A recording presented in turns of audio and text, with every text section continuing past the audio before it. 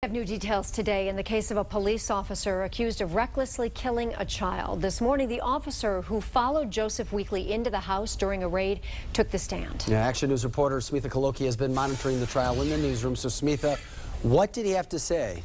Well, Vic, it's more like, what didn't he say? Officer Sean Steller did not say that he or Weekly moved to arrest Aiyana Jones's grandmother immediately after the shooting, which the prosecutor seemed to suggest means that she was not a threat. Now, that goes against the defense's theory that Officer Weekly's gun fired when the grandmother interfered with the raid. Now, here's the prosecutor reading Steller's grand jury testimony to him.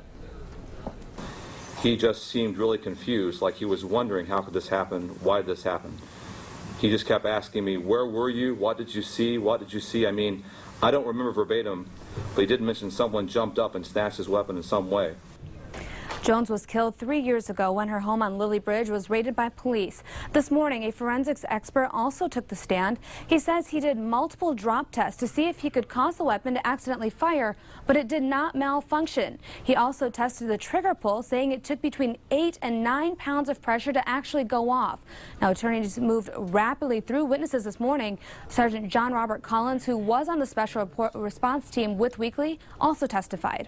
I could tell he was under a lot of stress, and he came at me, and